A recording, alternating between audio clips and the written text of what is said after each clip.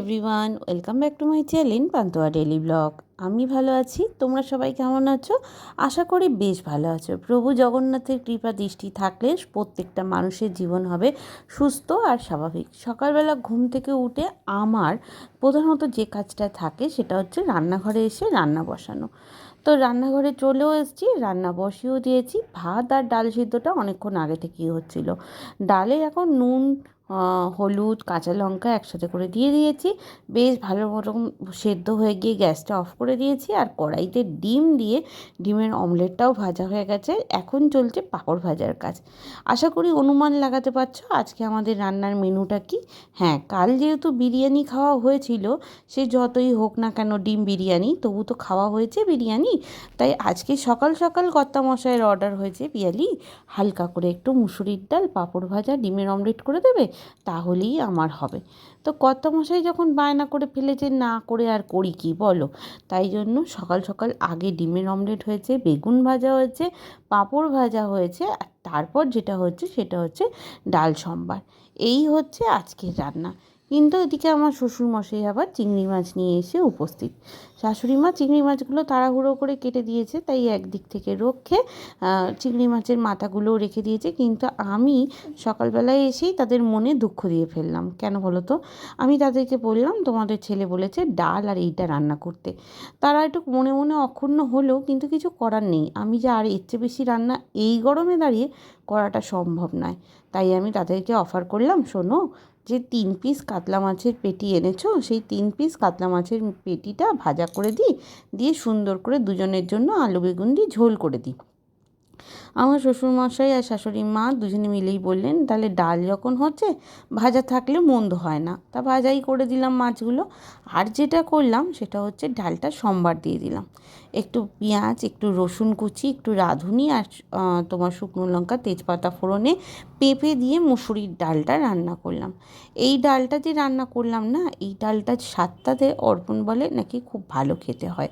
যাই হোক, মুসুরির ডাল আমার সর্বকালের ফেভারিট। সেটার সাথে আরও একটু সঙ্গ দিয়েছে অর্পণ, তাতে করে ডালটা যেন ফেভারিট থেকে আরও বেশি ফেভারিট হয়ে গেছে। রাতের জন্য রান্না তেমন কিছু করিনি, তবে হ্যাঁ, 2-4টে উচ্ছে নষ্ট হয়ে যাচ্ছিলো, সেই উচ্ছেগুলো ভাজা করে দিয়েছি। শ্বশুরমশাই খেয়ে নেবে দুপুরবেলা। আর যেটা করেছি, রাতে একটা মিষ্টি আলু, 2টো ঝিঙে, একটা শসা, আর হচ্ছে তোমার অর্ধেক আলু, এই সব কিছু একসাথে করে দিয়ে চিংড়ি মাছ দিয়ে শুধু নুন, হলুদ আর একটুখানি মিষ্টি দিয়ে 5 ফোড়ন সম্বার দিয়ে শ্বশুরের জন্য একটু পাতলা করে তরকারি করে রেখেছি। পাতলা ঠিক করিনি, একটু শুকনো শুকনো করেছি, রুটি দিয়েও যাতে খাওয়া যায়, ভাত দিয়েও যাতে খাওয়া যায়। এবার যে যেটা পছন্দ করবে সেটা। চিংড়ি মাছের পরিমাণটা কম থাকার কারণে চিংড়ি মাছগুলোকে আমি মাঝখান দিয়ে কাঁচি দিয়ে কেটে 3 টুকরো করে নিয়েছি, যাতে 3 পিস চিংড়ি মাছ 3 টুকরো করে যাতে হয়, এইরকম একটা ব্যাপার।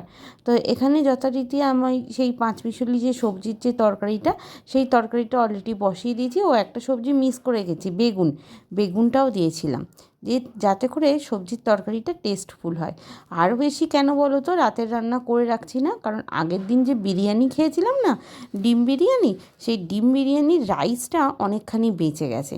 তো সেই রাইসটা আমি ফ্রিজে, একদম ডিপ ফ্রিজার করে রেখেছি। অর্পণ বলেছে, ওই যে বললাম, আলু বিরিয়ানি মানে হচ্ছে সেই সুগার ফ্রি ট্যাবলেটের মতো, আগের দিনের ব্লগে তোমাদের সাথে শেয়ার করেছিলাম, ঠিক সেই জন্যই আজকে চিনি দিয়ে মিষ্টি খাবে।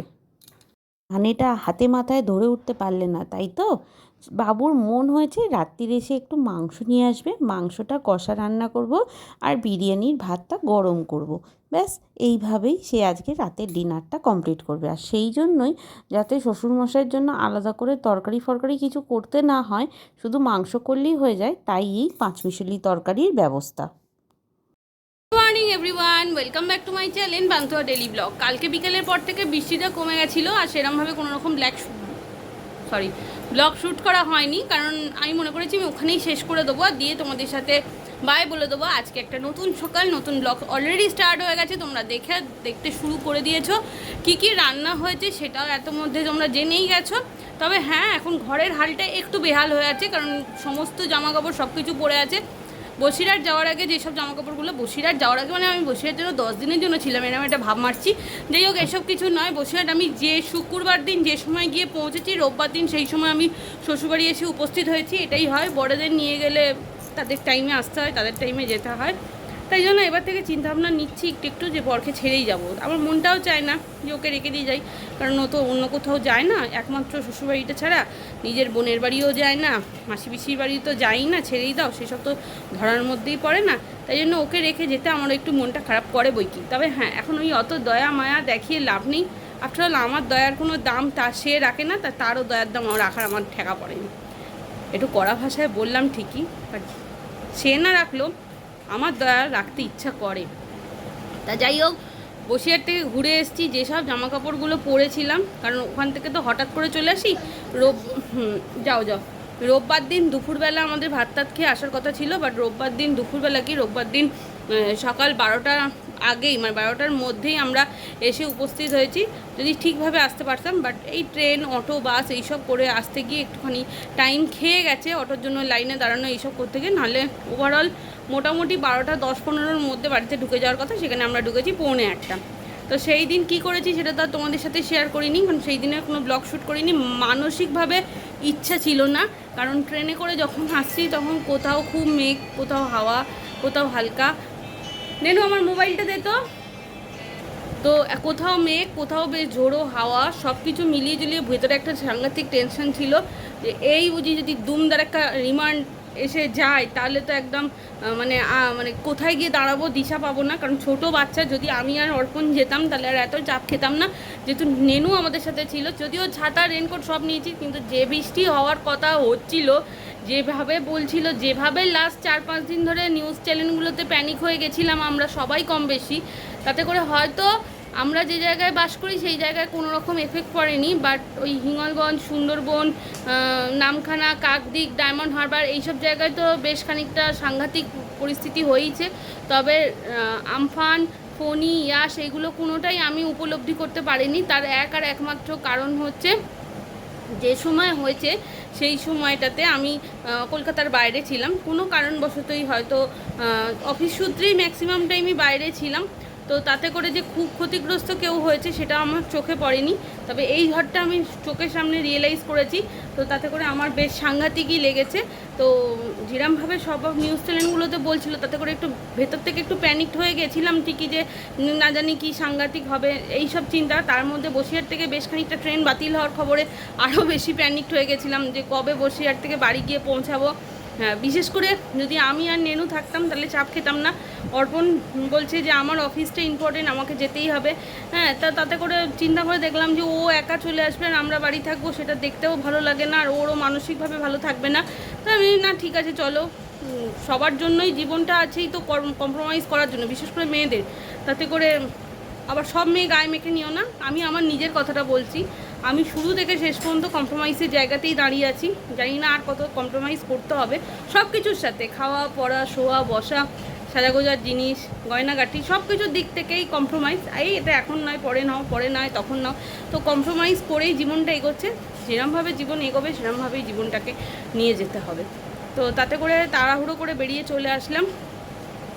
যেটুকু যা ঘুরেছি অন্তত 3-4 মাস আবার মাইন্ডটাকে ঠিক রাখার জন্য যথেষ্ট। বাড়ির বাবা মার মুখটা দেখলে তখন মনে হয় যে না, এবার বেশ মনটা চাঙ্গা আছে। কেন যে এই কথাটা শ্বশুরবাড়ির লোকেরা বোঝে না, যে মেয়েদেরও একটা, যে মেয়ে বিয়ে হয়ে বৌমা হয়ে এই বাড়িতে আসছে, তারও একটা মেন্টাল একটা মানে কি বলবো, একটা মেন্টালি একটা ভালো থাকার একটা দরকার থাকে সব মেয়েদেরই।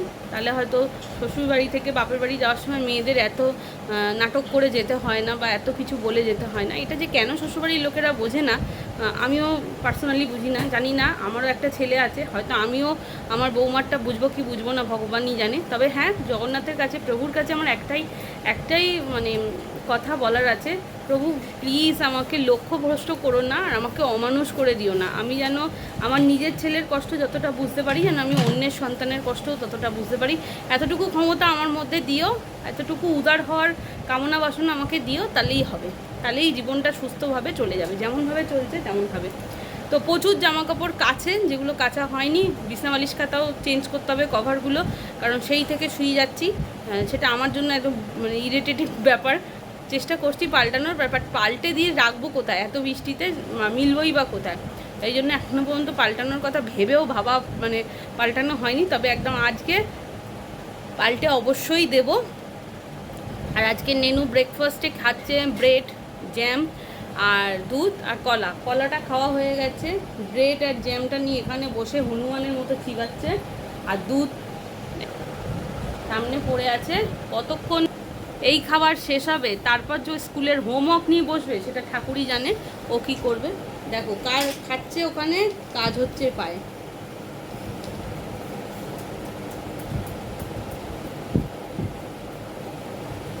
জানো এখন সবেতেও আমাকে চোখ রাঙাতে শিখে গেছে, সবেতে একটা কিছু বললেই সাথে সাথে বলে কি দাঁড়াও হচ্ছে তোমার মাকে বলছি। ও ও ভালো মতো বুঝে গেছে যে আমার মাকে বললে ও একটু সেফ জোনে থাকবে, বুঝলে? মানে একমাত্র আমি আমার মাকেই ভয়টা খাই, সেটা ও বুঝে গেছে। মানে ওইটুকু বিটলে এই যে ভুঁড়ি মাছটা ওইটুকু বিটলে বুঝে গেছে যে আমার মাকে বললেই আমি জব্দ হব।